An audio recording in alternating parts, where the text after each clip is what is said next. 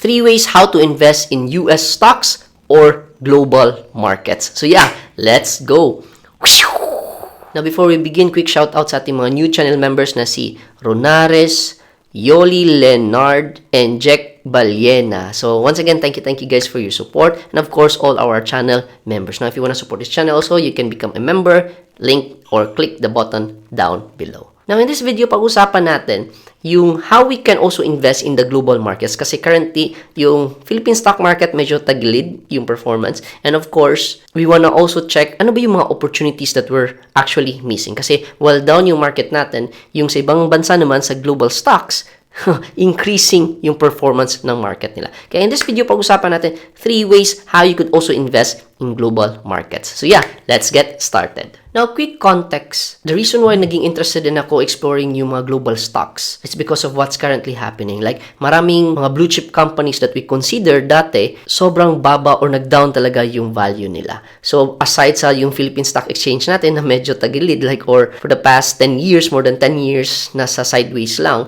even mga blue chip companies like Jollibee, sobrang nag-down din siya. Well, of course, expected din naman kasi medyo mababa din yung mga revenue nila for the past few years. Pero meron din mga nagiging delisted na mga kung na-consider natin na blue chip companies. And parang meron siyang new fear na na-unlock sa akin na kahit itong mga blue chip, pwede din mawala sa stock market. So example would be Robinsons, RRHI Holdings company nila na decided na magpa-delist sa stock market. So medyo kinabahan ako na okay, so even if maglo-long term investing tayo, pwede pala na ma-delist din sila later down the line. Another one would be Mary Mart from the same owners of Double Dragon, Injapsia yan ha. Tapos naging delisted din.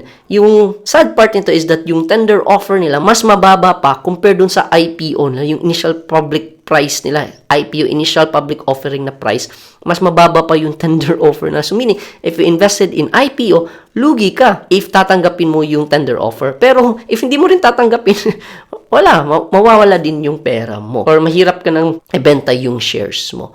Kaya I've really been exploring also other ways to invest globally. However, I'm not also saying na totally i-abandon natin yung Philippine stock market kasi right now marami din mga dividend stocks na maganda at a discount. Pero we should also consider na may mga opportunities out there na miss natin because we're only investing here in the Philippines. And in fact, may mga posts na those people investing in global stocks tulad nito, in just few weeks lang na he's investing, puro green na yung portfolio niya compared natin na medyo duguan yung portfolio natin in the Philippine stock market. So yeah, let me share with you 3 ways on how you can invest in global markets. Now, the first way to invest in global stocks or funds is through funds via Dragonfly. So in Dragonfly kasi you can invest in mga funds.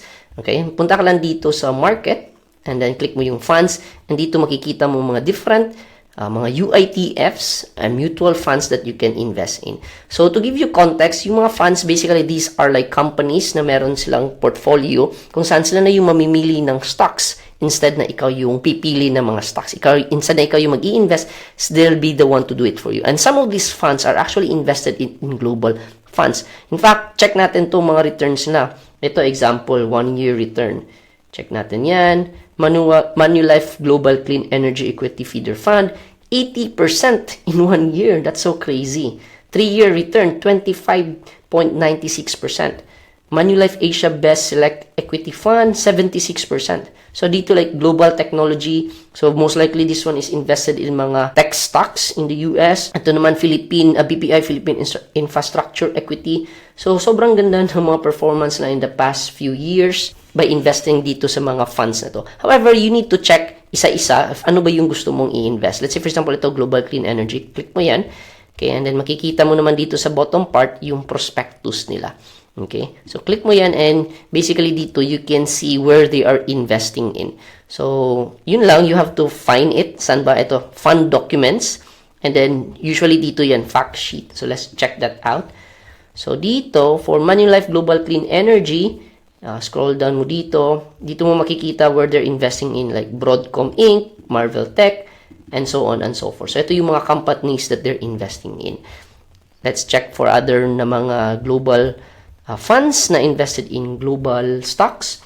Let's say, for example, ito, Global Technology Equity Feeder. Okay? So, again, instead na ikaw yung mag-i-invest in global stocks, they'll be the ones doing it for you. check natin yung prospectus. And then from here, check natin yung fund documents. Okay, eto, GT4 fact sheet. Check natin yan. And yeah, dito mo makikita lahat ng information about the fund. Also, yung mga fees din, like trust fee, custody, administration fee. So, medyo may fees lang kasi instead na ikaw yung gagawa, they're doing it for you. So, that's why mayroon silang fees. However, yung fees are already included on the price nila, yung unit price nila.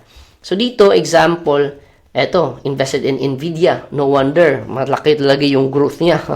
Broadcom, Taiwan Semicon, Alphabet, okay, which is Google, di ba? Apple, Microsoft. So, these are like tech stocks that they're investing in. Another one dito na I'm also interested is itong BPI US equity. Okay? So, this one naman is from BPI. It's also a UITF. And it's actually tracking the S&P 500. So, meaning, yung S&P 500, these are like the 500 largest companies in the United States. So, instead na manually ipipick mo yung mga different companies, they invest on the top 500 largest companies in the US. So, this one also, S&P 500, also a good, maganda din siya. Okay? So, check natin yung performance. Oh, that's crazy. 5-year return, diba? Just going up and up. So, this is like another alternative that we can consider also. However, if lodi yung goal natin, live on dividends and interest, isa sa what I'm also investing in is the global multi-asset. So, check natin yan. Apply filter.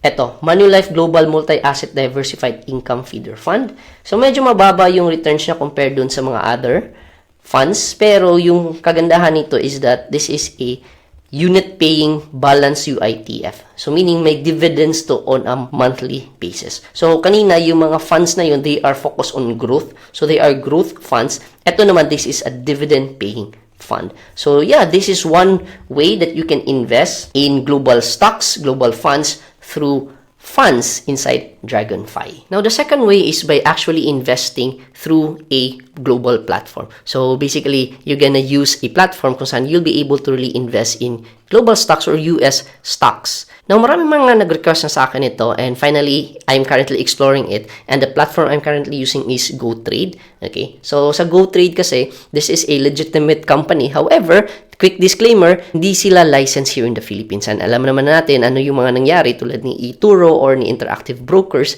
kung saan pinagbawal na dito sa Philippines. So, baka ganun din yung pwedeng mangyari dito. Kaya disclaimer lang, only invest a money that you're willing to lose. However, based on my experience, sobrang ganda so far. So again, this is an international platform and you're able to invest in global stocks. So right now, let me show you quickly what's inside the platform. So this is how the dashboard would look like. And then meron na tayong test amount dyan na $31. So I added dito around 2,000 pesos. And then this is how the dashboard. Okay, so this is how it looks like. Meron tayong ininvest dito na Schwab US Dividend Equity and then Vanguard S&P 500. So, in investing in global stocks, dito, you can actually also invest. So, this is the portfolio. So, meron na tayong equity dyan at $31. Okay? And then dito, you can actually invest in individual global stocks or US stocks. So, let's say, for example, punta tayo dito sa stocks under $10. Okay? So, ito yun. Okay? Hindi natin to kilala, no? So, move tayo. Let's look at some, what everyone is buying: Nvidia, Nokia, Micron, Apple. Okay, so you can invest in Apple stocks. So, click natin yan. Okay, so pwede kang mag-trade dyan. However, since this is in the US stock market, open yung market on the evening. So, 9:30 a.m. dito sa Pinas. So, sa US naman, that's 9:30 a.m. din, pero 9:30 p.m. dito sa Pinas. Okay, so ma-open lang yung market at that time. So, you can still put your trade naman, pero ma-execute lang siya on the evening. Alright? Tapos, another way you can invest is through ETFs. Exchange Traded Funds. So, yung ETFs naman, instead of buying individual stocks, dito naman is a basket. Okay? So, it's a basket of stocks na tradable in the stock market. Compared mo kasi with funds, so sa funds kasi, they are companies and then sila yung magka-create ng funds, sila yung mag-i-invest for you. Eto sa ETF, this is a basket of funds and you can trade it in the stock market. So, basically, parang ganun lang siya. So, parang funds lang din, but you can buy it in the stock market. And so far here in GoTrade, meron siyang a lot of funds. Vanguard, iShares, S&P 500, ETFs. So, sobrang dami niyan. So, I did quick search. And yung maganda dito is ito, Vanguard S&P 500. So, this one tracks the S&P 500. Again, 500 biggest companies in the US stocks. Okay? And then another one for the dividends naman is yung sa Schwab. Okay? So, saan ba yun? Schwab US Dividend Equity ETF. So far, ito si Schwab is giving around 3 to 4% dividends per year. You can explore this further. So, this is how you can deposit money. I haven't tried withdrawing it. And then, ito din yung may marami din siyang mga different features like dividend reinvestment, meron siyang recurring buy. Okay. Anyway, I'll have a separate video about GoTrade, a more in-depth video about GoTrade. But basically, this is the second way on how you can invest in global funds or global stocks by using a platform, and you can invest in this global fund. Now, the third way to invest in global funds and stocks is by using a cryptocurrency platform that allows you to invest in the US stock market. So, what I'm currently exploring right now is itong si Gate.com. Okay, so Gate.com. And right now, this is a crypto platform kung saan you can now invest in global stocks. And again, disclaimer again, US platforms, na-flag yan ng SEC, di ba? So, example, like Binance, OKX, okay? Well, in fact, right now, si Binance meron na through a backdoor na setup. So, medyo naging legit na sila here in the Philippines. But, itong si Gate.com naman is, medyo nasa under the radar pa rin siya from SEC. Pero again, we don't know over few days or months, baka ma-call out din siya with SEC.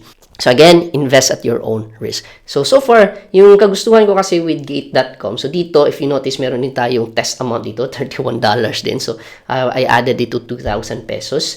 And how I did it is, just like yung previous videos ko, I bought in CoinsPH kasi sobrang baba ng spread niya and fees. And then from CoinsPH, I transfer dito sa Gate.com na account ko. And then dito sa Gate, the good thing kasi dito is that you can invest in cryptocurrency. Okay, and spot din siya. And then at the same time, meron na siyang bagong feature, yung TradFi feature nila. And now you can go to stocks. And just like dun sa GoTrade, you can actually also invest in individual stocks like Meta, Tesla, Apple, Microsoft. Okay, pero yung in-invest ko dito is yung mga ETFs lang. So again, ETFs, they're a basket of funds tradable in the stock market. So, pwedeng mga indexes yung itatrack nila, or mga dividend funds. Okay, so I actually also invested in the same ETF dito. So if you notice, I invested in Schwab US Dividend. And wait, saan ba yung portfolio natin? Punta na tayo sa portfolio. SCHD, Schwab US Dividend Equity ETF, and VOO, which is Vanguard S&P 500 ETF. Now, sobrang dami nito. Like, ano ba yung difference ni VOO?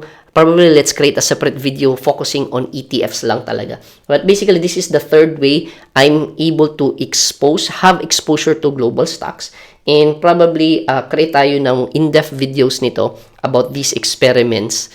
And ano ba yung ifo-focus natin? Kasi right now, sobrang dami na natin pwedeng opportunities that we can invest in. So yeah, I'm investing dito in using Gate.com. So you can invest in cryptocurrency. And by the way, same with OKX din. Meron din silang earn feature dito. So sa earn feature, pwede rin kumita ng interest yung mga crypto mo. Like USDT at 6%, Bitcoin at 5.1%, Ethereum at 7.22%. So meron din siyang earn feature dito. So yeah, this is another alternative where you can invest cryptocurrency and global stocks. So yeah, those are the three ways on how you can invest in US stocks or give yourself exposure to global markets. So number one is through funds via Dragonfly. Next would be GoTrade, using a global platform to be able to invest like GoTrade, or using a crypto platform kung saan you can invest in both crypto and US stocks using Gate.com. So if you're also interested with these mga platforms, I'll put all the links down in the description so you could also create your account. And in the following videos, gawa tayo ng experiments investing in these accounts and worth it ba talaga? Now, if you're interested sa mga previous experiments ko, in fact, in one of my videos, I actually created an experiment kung saan I did automatic investments using funds or individual stocks. So if you're interested with that, you can check out this next video and I'll see you there.